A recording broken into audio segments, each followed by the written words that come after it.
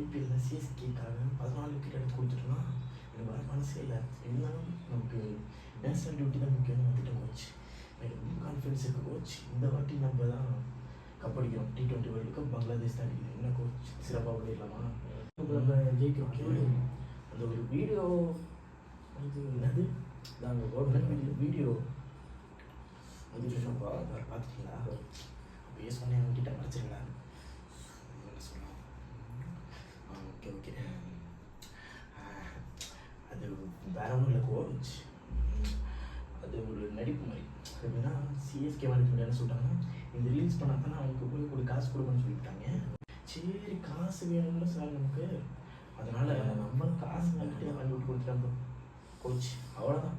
June 8 எப்போ June 8 அப்போ பிறந்து கட்டிட்டு இப்படி இப்படி நரம்பி டான்ஸ் ஆகணும்.